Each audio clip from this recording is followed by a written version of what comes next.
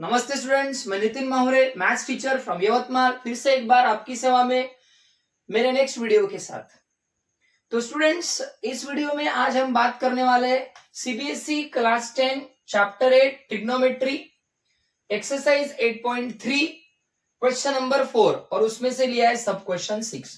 तो स्टूडेंट्स 8.3 में कुछ बच्चों को बहुत दिक्कतें जा रही है प्रॉब्लम्स को सॉल्व करने के लिए, इसलिए मैंने इस एक्सरसाइज के कुछ क्वेश्चंस को वीडियो के फॉर्म में आप तक पहुंचाया है और बाकी के क्वेश्चंस को भी आप तक पहुंचा रहा हूं।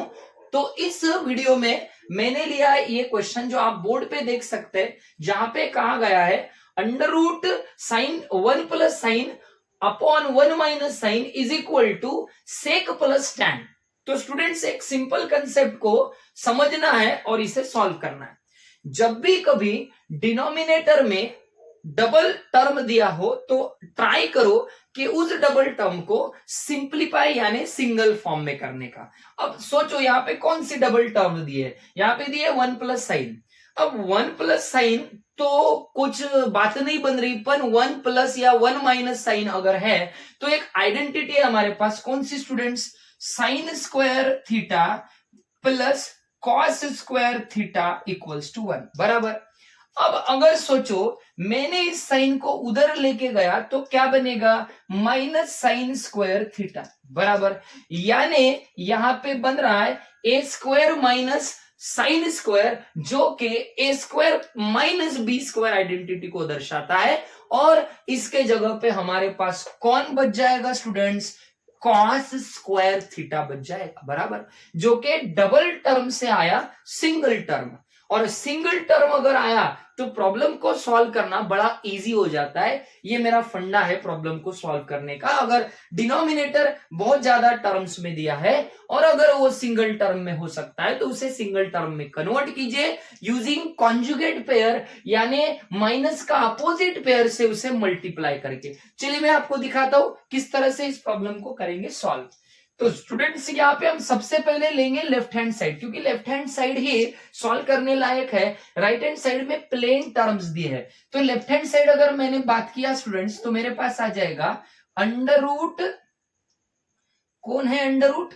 1 प्लस साइन ए अपॉन 1 माइनस साइन ए। मैंने क्या बोला? कॉन्जुगेट पेयर के चलते मैं इस टर्म को दूसरे टर्म से मल्टीप्लाई करूंगा। ऐसे भी लिख सकते हो आप, दूसरा टर्म ऐसे भी लिख सकते हो ये फॉर्म में, जो कि अंडर रूट में अंडर रूट के पावर्स अगर सेम है तो अंडर रूट वाले टर्म्स क्या हो जाते हैं? एक दूसरे को मल्टीप्लाई हो जाते हैं। इसलिए मैं यहां पे इस अंडर रूट के फॉर्म में लिख रहा हूं। क्या आएगा स्टूडेंट्स?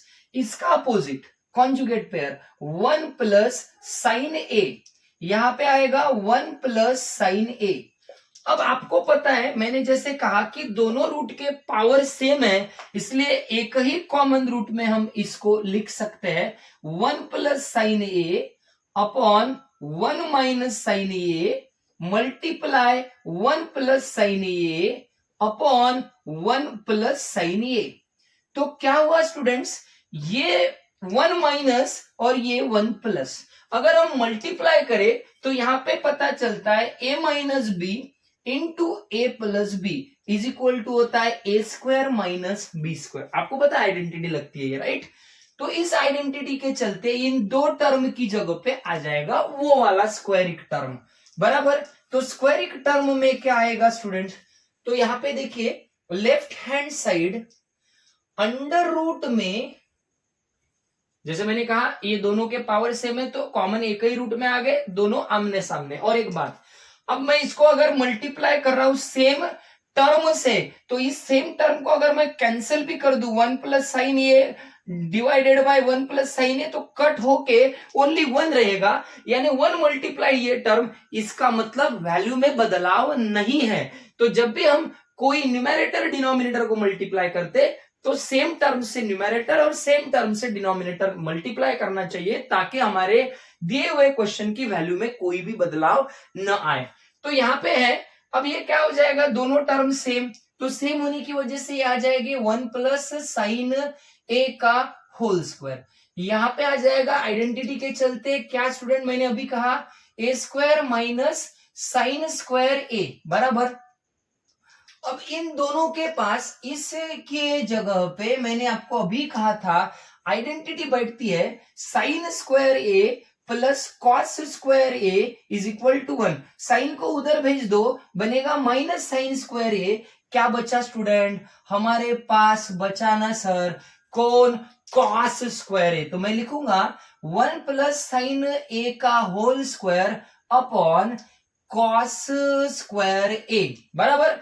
आगे सिंगल टर्म डबल की जगह, बिल्कुल सर।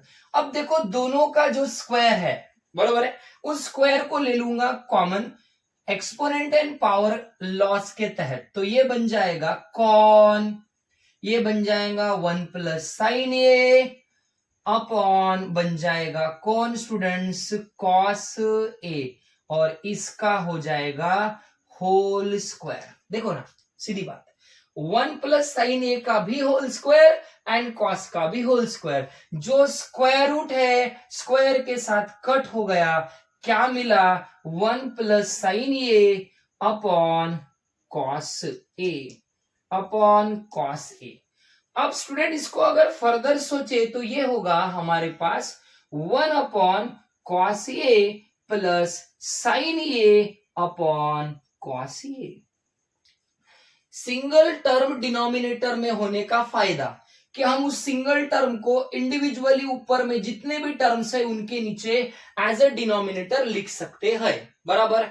अब क्या बोल रहा है? अब अगर इसे सॉल्व करो तो ये हो जाएगा 1 अपॉन कॉस, मतलब स्टूडेंट्स ये हो गया सर सेक ए प्लस साइन ए अपॉन कॉस, स्टूडेंट्स ये हो गया टैन ए। मतलब हमारा left hand side right hand side के जैसे आ गया, इसलिए मैं यहां पे लिख सकता हूं therefore left hand side is equal to right hand side, hence proof.